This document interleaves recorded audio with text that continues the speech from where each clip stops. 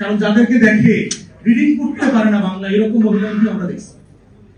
Budget আসনে তার স্বামীর খুনের বিচার চাইছে, এরকম মহিলাকে আমি দেখছি যে বিএনপির আমলে আমার স্বামী মারা গেছে, এটা বিচার চাই মাননীয় প্রধানমন্ত্রী বাজেটের অধিবেশনে।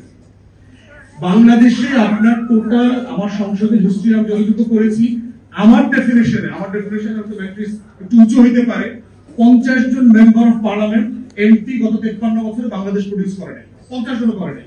গত 53 বছরের কথা বলছি, এক সংসদের কথা বলছি। পার্লামেন্ট মেম্বার বলতে যা বোঝানো হয় দুনিয়াতে, যদি হাউস অফ কমন্স এর স্ট্যান্ডার্ড আমি ধরি, তার 50 জন 53 বছরে তৈরি করা যায়নি। তাহলে সেখানে আপনি 300 থেকে 400 নিবেন, উপরে আবার 100 নিবেন। এই যে বিশাল হাতির পাল তৈরি করছেন এবং এটার জন্য যে হাজার হাজার কোটি টাকা লুটপাটের বাণিজ্য, পলিটিক্যাল পার্টির সিন্ডিকেটেড করাপশনের স্পেস করে দিচ্ছেন, এটা যেটা করবে দ্বিতীয় চেম্বারটা হবেই না, যে কারণে আমরা সংস্কার চাই ঠিক তার উল্টা রেজাল্টটা বয়ে নিয়ে আসবে। দ্বিতীয়ত যেটা হবে, দেখেন একটা সমস্যা হলো সেকেন্ড চেম্বারের, একটা তো হচ্ছে পলিটিক্যাল পুনর্বাসন। সেকেন্ড চেম্বার আমাদের সিভিল সোসাইটিকে হত্যা করছে। একটা রাষ্ট্রের ন্যূনতম সিভিল সোসাইটির যে স্পেস দরকার, এখনই দেখেন অন্তর্বর্তীকালীন সরকার হওয়ার কারণে কি হয়েছে, দেখেন বাংলাদেশে কিন্তু এখন সিভিল সোসাইটি নাই।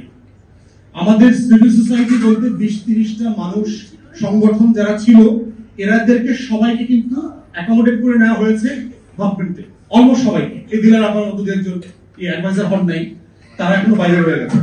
তো যেটা হবে, সিভিল সোসাইটির লোকজনের ভিতরেও একটা মোটিভেশন কাজ করবে, এই দলের সাথে সেই দলের সাথে একটু খাতির করে আমি একটু সিভিল সোসাইটি সেকেন্ড চেম্বারে যাইতে পারি কিনা। বাংলাদেশের সিভিল সোসাইটি ধ্বংস হয়ে যাবে। থার্ড হচ্ছে সেকেন্ড চেম্বার যেটা করবে, আমার প্রফেশনাল বডিগুলো অলরেডি ধ্বংস হয়ে গেছে। ডাক্তারদের, নার্সদের, ইঞ্জিনিয়ারদের, লয়ারদের প্রতিষ্ঠানগুলোতে যাবেন মনে হয় একটা দলীয় অফিস। সরকারের প্রতিষ্ঠান প্রত্যেকটাতে যাবেন শ্রমিক ইউনিয়ন, ঐক্য পরিষদ, তমুক সমুক কর্মকর্তা কর্মচারীদের যত ট্রেড ইউনিয়ন আছে দলীয় ব্যানারের ফেস্টুনে ভরা থাকে। দ্বিতীয় চেম্বারটা হচ্ছে এই প্রফেশনাল বডি রিপ্রেজেন্টেশন করতে গিয়ে যেটা হবে, আমার প্রত্যেকটা ইনস্টিটিউশন ধ্বংস হয়ে যাবে, কারণ এই পলিটিক্যাল ম্যাচুরিটি আমাদের মধ্যে এখন ডেভেলপ করে নাই। অতএব সেই জায়গায় আমরা বোধ করছি যে ফার্স্ট চেম্বারটাকে কিভাবে প্র্যাগম্যাটিকলি ফাংশনাল করা যায়, এইটা আমাদের সিরিয়াস এজেন্ডা হওয়া দরকার। এবং পিআর এর ব্যাপারে আমাদের পজিশন আমরা বলেছি, আমরা একটা মিক্স সিস্টেম চাই যেটা অ্যাচিভেবল হইতে পারে। কারণ দেশের মানুষ বিশাল অংশ এখনো আপনার লেখাপড়া জানে না, তারা আপেল চেনে, তারা মার্কা চেনে। তো মিক্স সিস্টেমে যেটা হতে পারে যে অ্যাটলিস্ট 50 থেকে 100 আসনে পিআর হোক, প্রপোর্শনাল রিপ্রেজেন্টেশনটা হোক, যেখানে তরুণ পপুলেশন বেশি, যেখানে আরবান পপুলেশন বেশি। আমরা একটু দেখি 50 আসনের ভোটের প্যাটার্নটা কিভাবে হয়, তারা রাইটলি ভোট দেয় কিনা।